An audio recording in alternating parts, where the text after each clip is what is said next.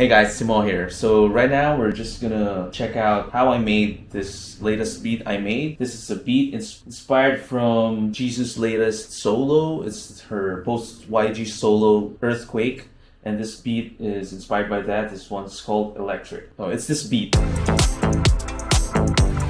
Anyway, let's go dive through it. This is just gonna be short and quick. It's not gonna cover every single tiny detail, but I'll try my best to show everything that's important in this video. This beat is not the usual busy K-pop beat, and I'm glad that we are now entering an era where these not so busy K-pop songs are getting popular, and it's nice because it gives more space for the vocalists to shine. So yeah, we got the drums.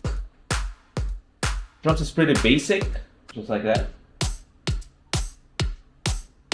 Almost similar. It's just a different set of snares, claps. This is for the post-chorus. Even though the drums are simple and basic, we have to switch it up a bit. I decided to switch the beat every now and then, a little bit, not too much, so that the beat doesn't sound repetitive all throughout. So it's not gonna be like this the whole time. It's not gonna be like fix. Not gonna be like that the whole time. There's gonna be some variations like this. And of course, as the song goes by, there are some additional percussion elements that come in. You hear that? The small percussion here. We also have some crashes. Yeah, this comes in the strong notes, strong beats. And then we have fills. The fills I used is a combination of this fill. It's a strong fill as is. I layered it with another fill. This is the first fill without the second fill. This is both of them together. Sounds better. In context of the whole drum kit, listen to how it sounds like. It's gonna help the listeners identify that there's gonna be a section change. We're gonna move from the chorus to the post-chorus. Okay, then we have some texture percussion. So this is a reverse percussion. I just added some pumping effect. So it's it's not really obvious, but let me make it sound obvious. So this is the pumping effect on. This is without the pumping effect. Not that obvious, but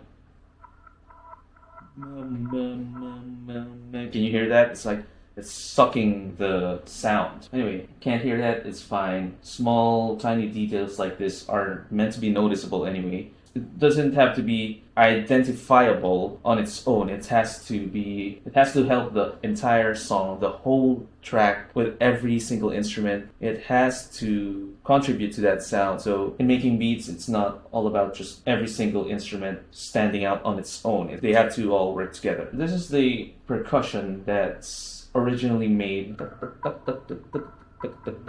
So it sounds like that, right? But what I did was I reversed this. In Ableton Live, it's easy. You just press the letter R. It's going to reverse everything. So you know those backmasking thing they do with the hidden messages and back in the days in the vinyl where they play it backwards. So this is basically what's happening. There's no secret message here. It's just a great effect. It sounds weird. It sounds processed. See the difference? This is what it was originally. So it sounds like real percussion. But when I reverse it, it's gonna sound like it's just gonna sound weird, and it's beautiful. And this is just a texture, by the way. What I mean with that is that it is not supposed to be loud. So this is the entire drum kit in context. You can hear it. Now if we mute this, see? It's low in volume, but it's a big change if you turn it off. So it helps the entire drum kit in context. I try not to talk too much here because we only have little time. I don't want to make this video too long. Anyway, this one is interesting. This is originally just one sound. Yeah, this is the original sound I used. It's a metal sound, but this is what I ended up with. So same with the reversed percussion I did. This one serves as a texture as well. What I did here was, remember, this is just a single sound. Original was this. This is what it sounds like. If I just used to hit the same recording of this metal percussion again and again. So it's good. It's good as well, right? So it sounds good. But compared to this one, notice the difference? It's somehow changing in pitch. Some hits are low, some hits are high. So this is what it sounds like. So what I did was instead of hitting the same note, I also used different notes, some higher or some lower, like. So there's no really distinct pitch that you can hear because it's percussion, but we can tell that it's going up or it's going down. So this is what I came up with.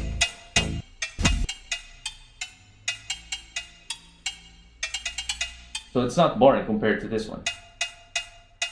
It's just the same note. Those are some tricks you can do to make your tracks interesting. Going to the bass. Bass is pretty simple. I have this donk bass. Yeah, Cymatics, the company I buy sounds from, use that term. I don't know if that's an official term. Anyway, it's what it sounds like.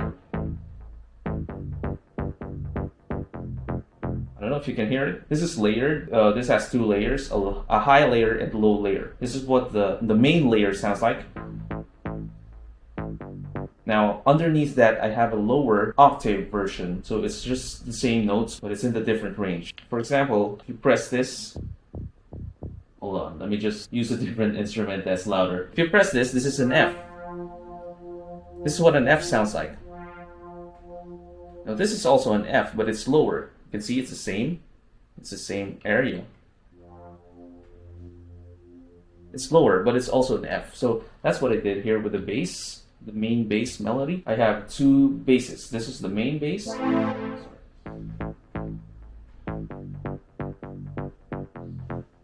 This is the lower version. So together, it's not obvious that they are two, but now you know.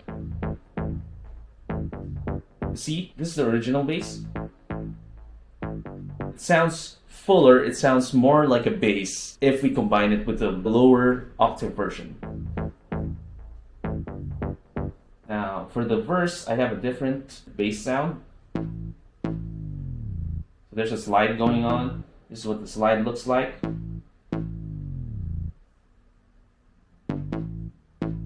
This is what I like with Ableton Live. I actually just discovered this a bit late in the beat making game. Is that you can do some curved pitch automation. Not just pitch, but yeah, you can do curved automation.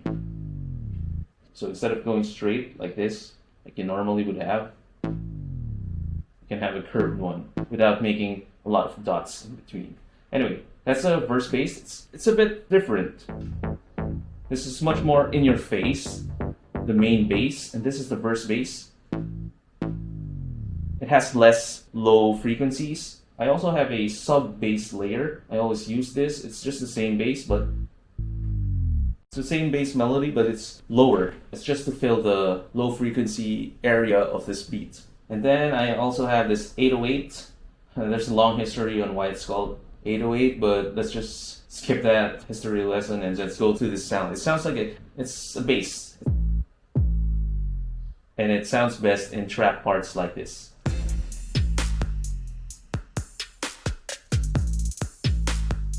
Okay, let's go with the main instruments. I just call them mains and leads. I label the instruments mains if they are the chords, for example, the guitars or the pianos, and then I name or group the instruments under leads if they have a melody, like the lead guitar compared to the strumming guitar or some synth playing in the higher register or anywhere. You'll understand it later on. Anyway, what I have here is a brass synth. This just plays the chords, and honestly, it's also in the late game that I realized that this type of sound is called a brass synth. I always have a hard time looking for this type of sound. I didn't know that it's just this. I forgot how I learned. It's probably watching a beat breakdown of someone else. Anyway, it's also pumping. Maybe you can hear the pump better in here. The pump is subtle. You can hear the dip. Boop, boop, boops, boops. You can hear it kind of sucking in. It's minor. It's not really that audible, but it helps in the beat's entirety. So let's give an obvious pump here. That's the obvious pump. That's pumping to the max. I didn't do that. I just did this. Now listen to the pump if it's in the fullest setting versus no pump at all.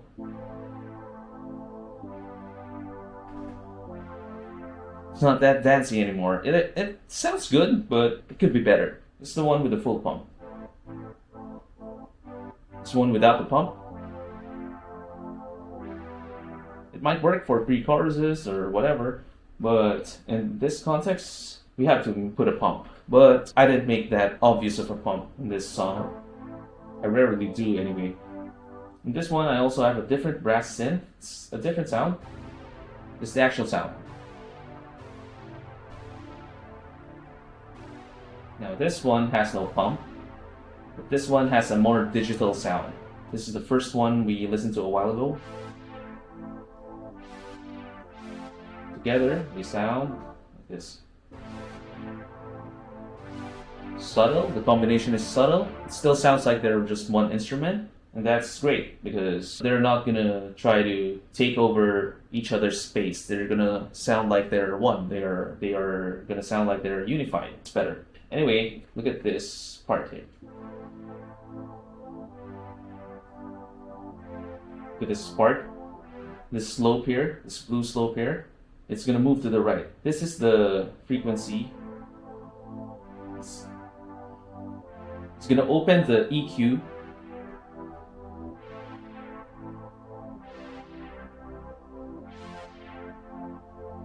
To some of you, this doesn't make sense, but think of this as this part, the early part, the sound is from your neighbor. And imagine you're walking from your house, you're going closer to your neighbor. The sound becomes less muffled. Listen to it again.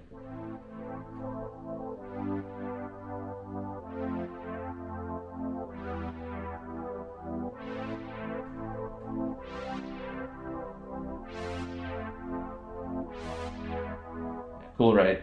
Anyway, I did this in the other brass synth as well.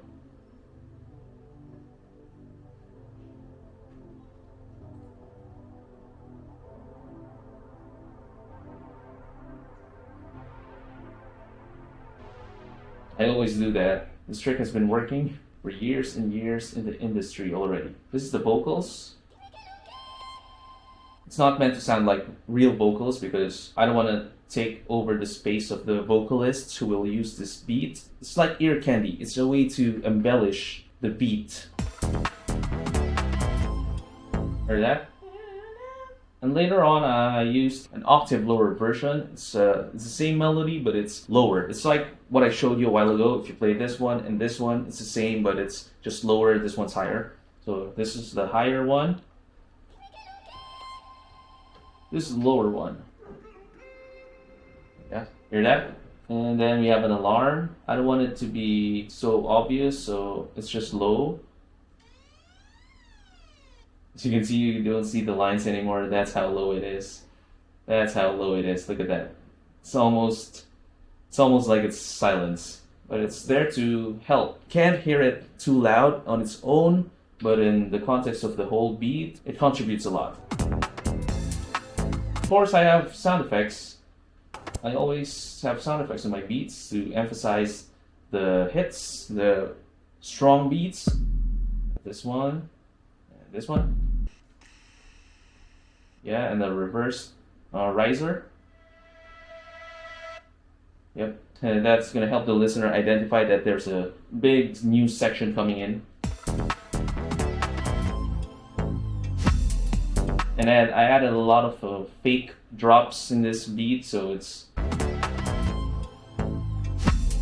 the big hit came in later. Yeah, it kind of deceives the listener, expecting it to boom, but no, there's no boom there. The boom came in later. Yeah, so basically that's the beat, and then we have one more here. It's just textures. Just textures, just like the ones in the percussion I showed you a while ago. So that's what makes the entire beat. So yeah, that's the beat. I hope you enjoyed the beat. If you haven't listened to the beat Electric, I'll leave the link somewhere. And yeah, that's a short breakdown of how I made this beat or what's in this beat. Oh, I hope you had fun. I hope this helped. If you're a student or if you're learning how to make beats or how to make music, or if you're just curious, it's fine too. I hope you enjoyed it, and I hope this added a lot to your knowledge. So anyway, as some of you guys already know, I'm accepting beat requests. The details are going to be in my beat upload videos, and the most important thing to keep in mind is that it doesn't happen in every beat upload video. I tell you when I will be accepting, so you better stay updated with my beat releases, because I will only consider the requests that come in the first 24 hours. I might change it in the future, but currently that's how it goes. So yeah, after the first 24 hours is up, that's when I will be choosing the request, unless there's a tie or anything. If you have a beat request, make sure to subscribe and turn on the notification bell so that you won't miss the chance to drop your requests. Let me know in the comment section if you have a favorite track I showed a while ago in this beat, or if there's a technique that is mind-blowing to you or you want to try in your next music making. I hope you enjoyed this video and learned a lot, and if you want more content like this or more learning videos for free beats, for professional beats, or any songwriting tips, make sure to subscribe to my channel and hit that notification bell so you won't miss any of my new uploads. See you around, and happy music making.